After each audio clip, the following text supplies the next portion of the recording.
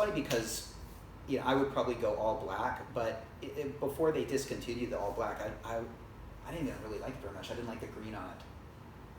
The green GMT. Yeah, I was unsure, and I had my opportunity, but I blew it, and this is with Don Haines where he sold his. Yeah, let's talk about that. That's interesting. Yeah, because, Don is always threatening to sell a watch. So, but he loved the GMT too. He had a black. It was brand new, box papers, authorized dealer, and I never would have expected he would sell it. And when he called me, he said, "Yeah, man, I want to buy a 50 Fathoms. I want to sell my GMT too." I'm like, "Yeah, right." So you thought he was crying wolf. You didn't think he was actually going to... Absolutely. Okay. And he's like, "You want to buy it?" I'm like, yeah, right, okay. I can't afford to buy that right now. He's like, "Okay."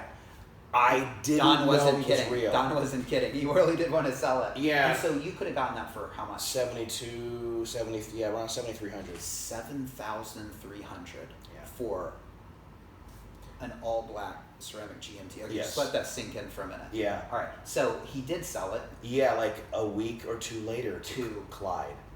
Okay. And Clyde the watch wrangler. For how much did he pay? It was around 7,250 or 7,300. Now, then Clyde flipped it almost immediately. Yes. For a small profit. Small profit. All right. Made a couple $100. A couple $100, and he probably patted himself on the back. And Don was furious. 2020 hindsight. Okay, I know. Don was furious. If the Wrangler had held on to that a month, 1 month, and I had even said to Don, Baselworld's coming up. Why would you sell that? You don't know what's going to happen. Well, Clive. He predicted this. Well, he predicted it, but if he had. He predicted it, and yet he didn't hold on to it. Well, what if he did, held on to it, he could have made $5,000. What he did is, I think he threw that out there, and it actually came to pass. But a real prediction would have had him putting that aside and seeing if it happened, and he didn't do that. So, he really would have had a hell of a prediction, and if he had held on to it. What kind of? But he flipped it because he wanted to get something, whether it was a Kermit or something. Right. I don't recall exactly. But Don was an idiot, Clyde was an idiot, and I was an idiot.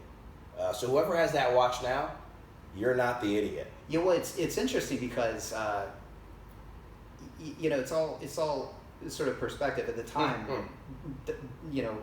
Clyde was probably like right on, made a couple hundred. Yep. And now in retrospect, what looked like an awesome move is sort of cringe-inducing.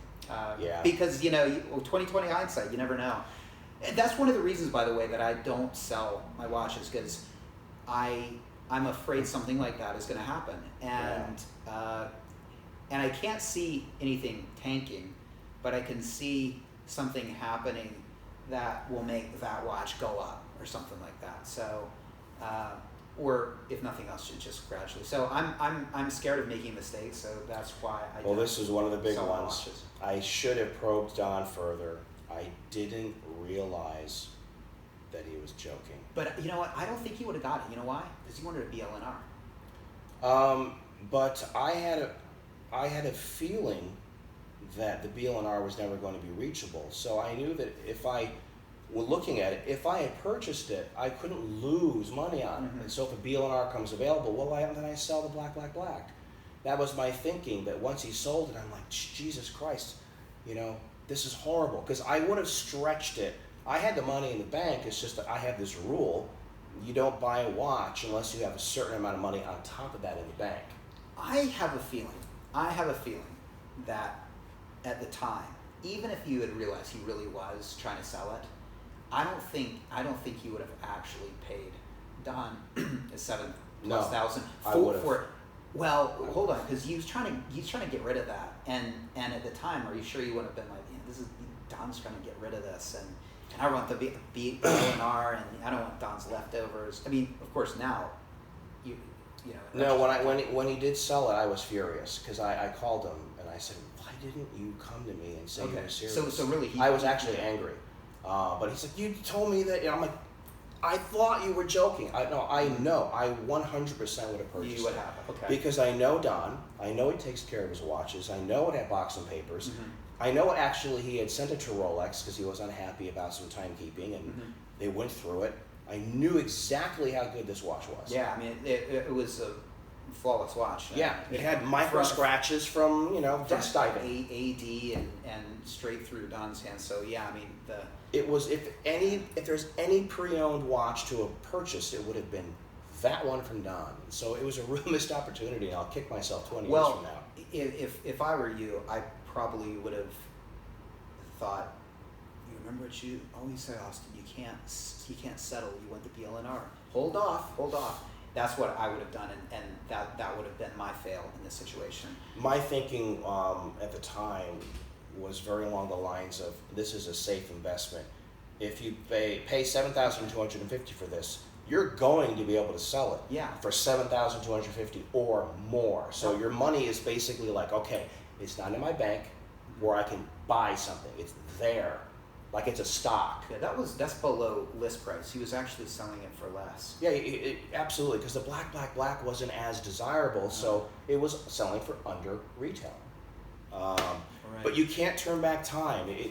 I have to laugh about it because it's absurd. I can't cry about it because that's just silly. But yeah, it's one of those things like, oh my God. That goes to show you just in a couple of years what's happened. So, I mean, that was a couple of years ago, and you could buy a professional model Rolex for less than you could an AD. Can you do that now? Not at all. No, you can't get anything for less than retail.